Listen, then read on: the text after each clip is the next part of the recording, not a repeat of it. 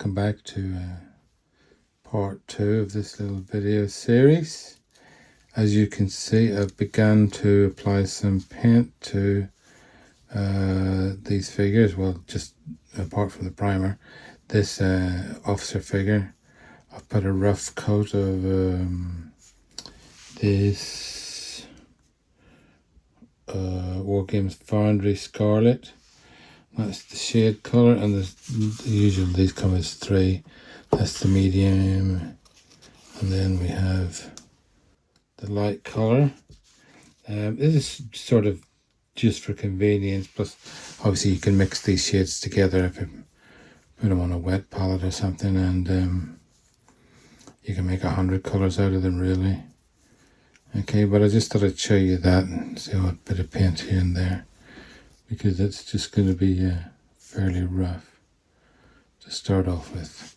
Anyway, that's just the start of the video, so see you in a minute. Okay, back again with a short update. What I've done, I've put a couple of coats of paint of the, which one is it? It's this one. This War Games Foundry Scarlet shade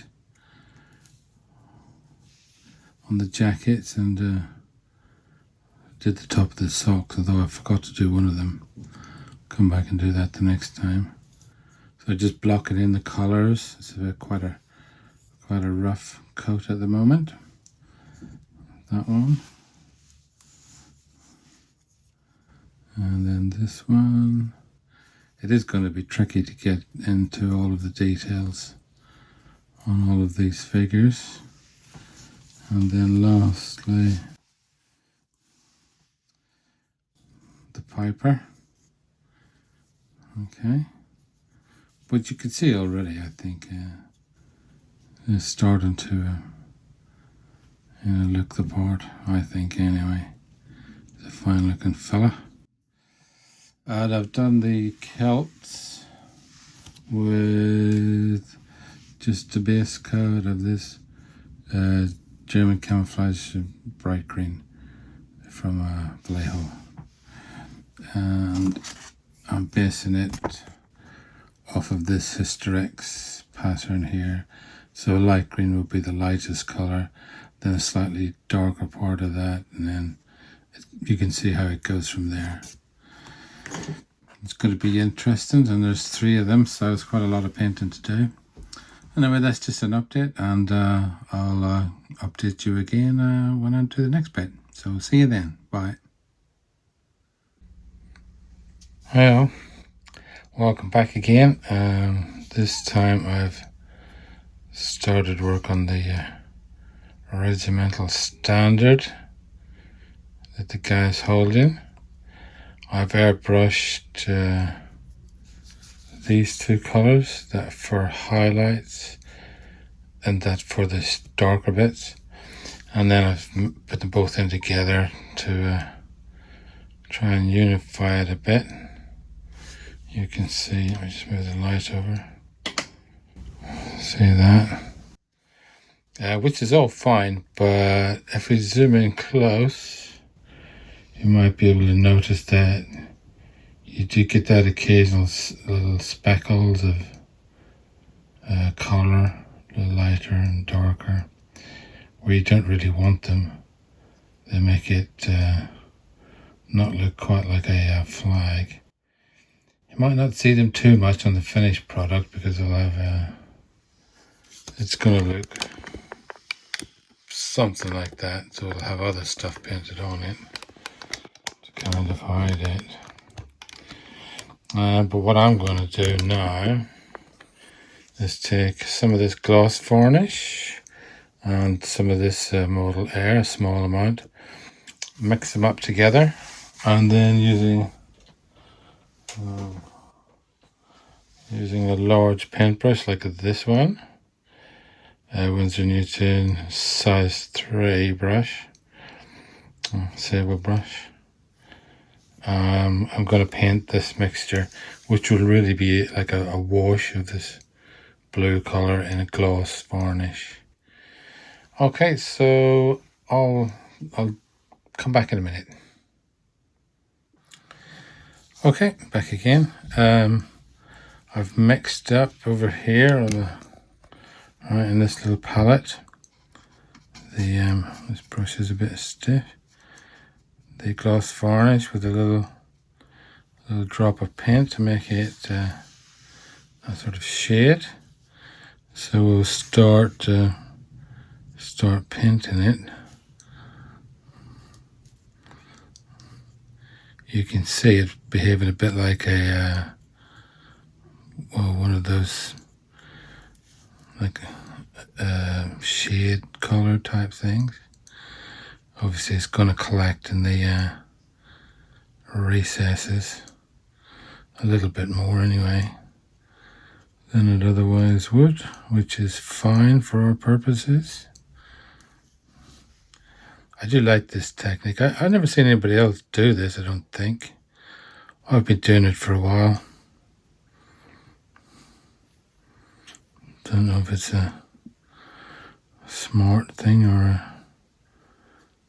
not. Maybe there's easier ways to do it. But this is the purpose of this is to sort of hide those bubbles a bit. And the difference is you might need to do this a few times to really hide everything. And it's going to be difficult to paint this when it's comes time to do all the detail painting on it, because it's very it's all blown about by the wind.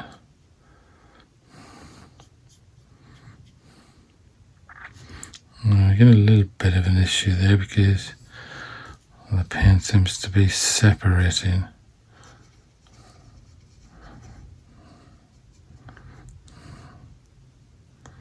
From the varnish.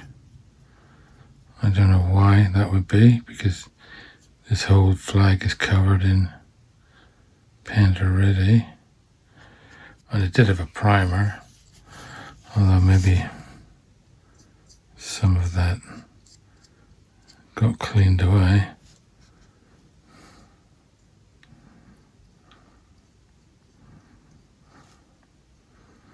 You see, that's really separating out, isn't it? That's definitely not what I wanted to happen. Is there some water in there or something?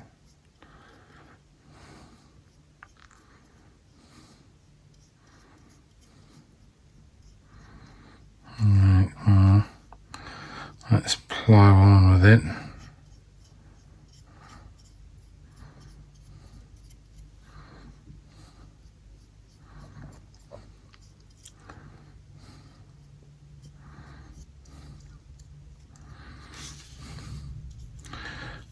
Maybe it'll dry out okay, although, to be honest, I don't think it will.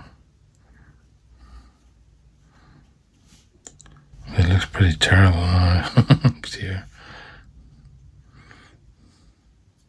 Why would it have done that, I wonder? Alright. Let's stop there. Let's just wick that away.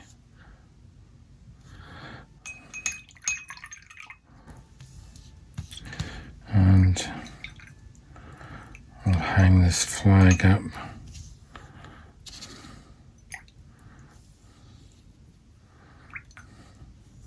I haven't seen that varnish do this before. Is it some mixture of the paint and the varnish? So what I'm going to do now, if I can find something, what about another varnish bottle? I'm going to leave the flag hanging up this way because that's the top. Let's wick away a bit more of that.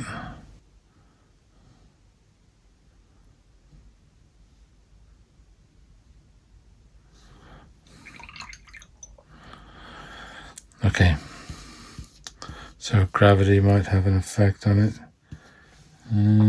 I think maybe it's sorting itself out a bit, but I don't know what's going on there. I'll come back and show you that, and well, I'm going to let it dry for an hour or two.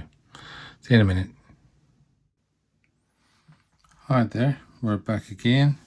I think I'll make this the last little section of this, sort of a basic painting, starting painting bit of the video, so that the video just doesn't become too long. This is the little flag I was working on before.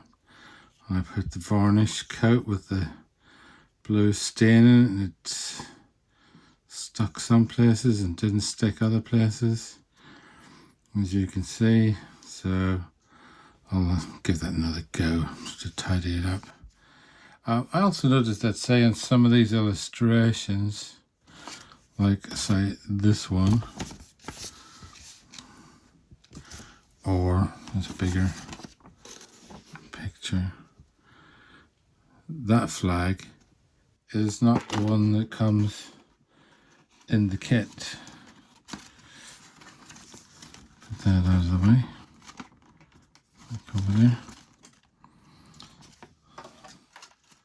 So it got me to thinking about maybe I should change this flag, which does seem, if you think about it, I'm not entirely sure about this though, it does seem a bit on the small side. Yeah, but I could be wrong there. I'm not entirely sure what the size of a battle standard is. One of the issues would be, if we're going to put a different flag on, that his hand and his cuff are moulded onto the flagpole. So I could cut the flagpole off, or, you know, I could use another hand and sculpt the little cuff. Sorry, I've gone already shot there. I've got could get another hand out of the box of hands that I've got. Sculpt that cuff. Or I could do also, like, here's a much bigger flag, which I did, it's just kind of a test piece to show you. This is how I often do, or have done, flags for war games, figures, and so on. There are some little watermarks on this. This is a photograph printed out on an inkjet printer, and then using white glue, PVA glue, glued to this piece of foil, so the little bend, keep its shape, and so on. I'll show you that in a minute. But I put the little flag down on this kitchen roll, and it was wet. I didn't realize it, but it's only really a test piece anyway. It's just to show you how I would do this, and I can come along with my pair of scissors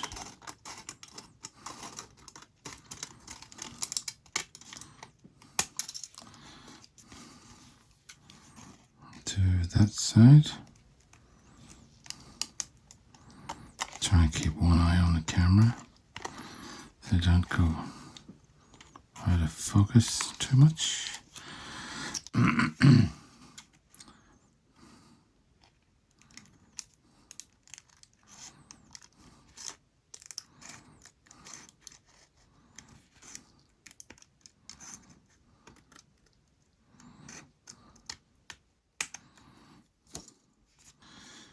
Okay, so that's the basics of how I've been making flags. Mostly, not always. Sometimes I just paint them and so on. But this one is a bit twisty in that as well. And then you can, once it's fully dry or whatever, you can twist this all up. Obviously, I'd have a flagpole of some description in there, like this, say, for example, or any other way you like.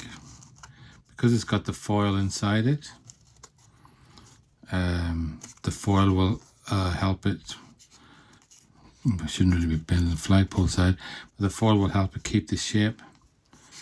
Now you can drape it all the way down, however you want to do it.